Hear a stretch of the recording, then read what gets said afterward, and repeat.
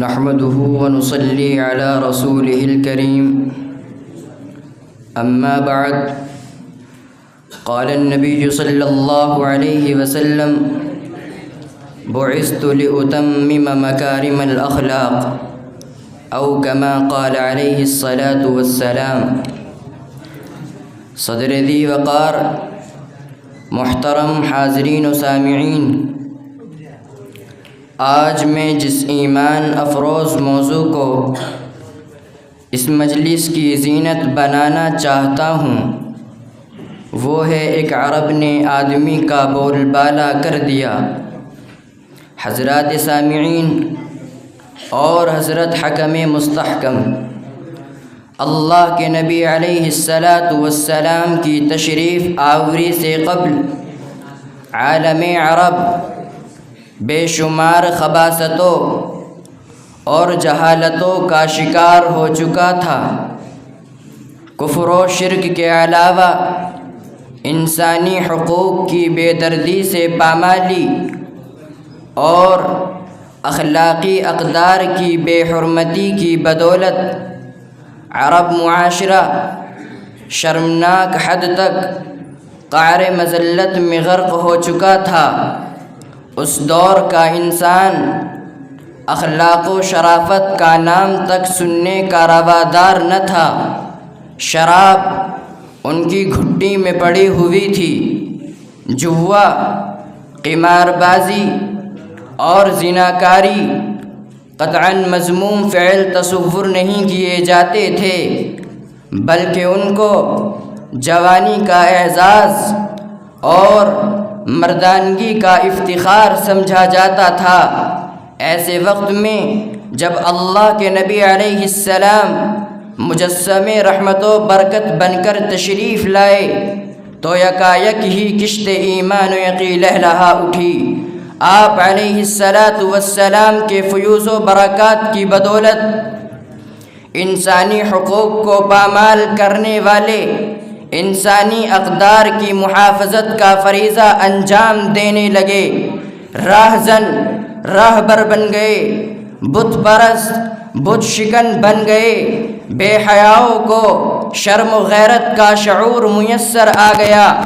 آپ علیہ السلام کے ارشاد کی عظمت اس وقت دیکھنے میں آئی کہ جب اللہ کے نبی علیہ السلام نے حکم خداوندی کے مطابق شراب کو حرام قرار دیا تو شراب پانی کی طرح شہر نبی کی گلیوں میں بہا دی گئی۔ دشمن دوست بن گئے، ذرا ذرا سی بات پر قتل و غارت کا بازار گرم کرنے والے انسانیت کی عظمت و تقدیس پر ایمان لے آئے اور اپنی ذات سے بڑھ کر دوسروں کے حقوق کی پاسداری کرنے لگے۔ شاعر نے اسی احساس کی ترجمانی یوں کی ہے: سلام اے آمنہ کے لال، اے محبوب سبحانی، سلام اے فخر موجودات، فخر نوع انسانی، تیرے آنے سے رونق آ گئی گلزار ہستی میں، شریک حال قسمت ہو گیا پھر فضل ربانی۔ حاضرین کرام، محسن انسانیت صلی اللہ علیہ وسلم کی انسانیت نوازی دیکھنی ہو تو تاریخ کے دھارے کو 14 صدیاں قبل موڑ دیجئے اور اس وقت کا تصور کیجئے جب آپ علیہ السلام مکہ میں فاتحانہ انداز سے داخل ہو رہے تھے۔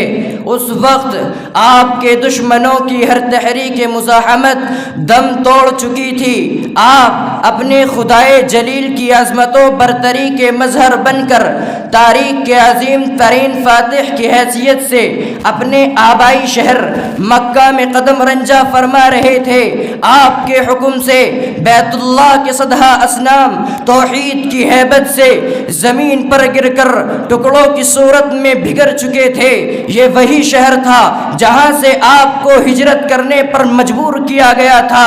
بزم ہستی دم بخود تھی، وقت کی رفتار تھم چلی تھی۔ آپ کے تمام اعداء آپ کے خون کے پیاسے، آپ کے جسم اطہر پر غلاظت پھینکنے والے، آپ کو پتھر مارنے والے، آپ کی راہوں میں کانٹے بچھانے والے، جنت کے گلزاروں کی بشارت دینے والے پر عرصہ حیات تنگ کرنے والے پیکرے انوار خداوندی کو اپنی ناپاک سازشوں سے نقصان پہنچانے کے عزائم باندھنے والے، جس کے قدموں پر محراب کعبہ جھکے اس پر بہتان ترازی کرنے والے، ظلم و تعدی کے خوگر انسانی لہو کی بھیٹ لینے والے، تہذیب و تمدن سے نا آشنا، اقدار انسانی سے بے بہرا، جذبات محبت و شفقت سے محروم، وحشت و بربریت کے رسیا، یہ سب کے سب جناب رحمت للعالمین صلی اللہ علیہ وسلم کے حضور لرزہ بر اندام کھڑے تھے اور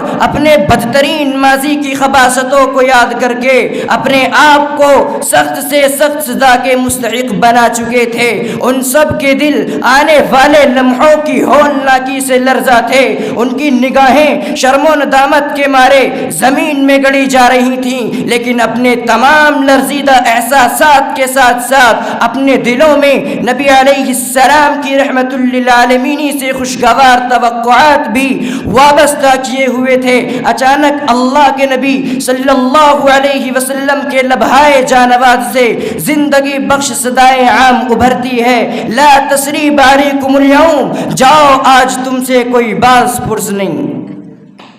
صدر عالی مقام یہ رسول خدا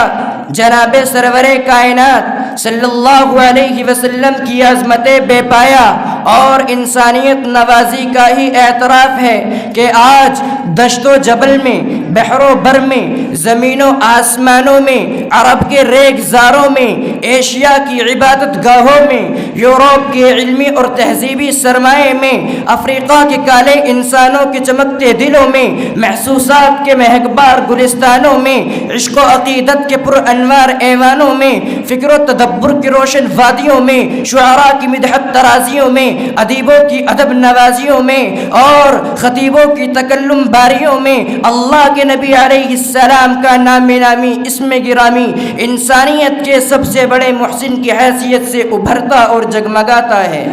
کس نے قطروں کو ملایا اور دریا کر دیا، کس نے ذروں کو اٹھایا اور صحرا کر دیا، کس کی حکمت نے یتیموں کو کیا در یتیم اور غلاموں کو زمانے بھر کا مولا کر دیا، آدمیت کا غرض سامہ مہیا کر دیا، ایک عرب نے آدمی کا بول بالا کر دیا۔ وآخر دعوانا ان الحمد للہ رب العالمین۔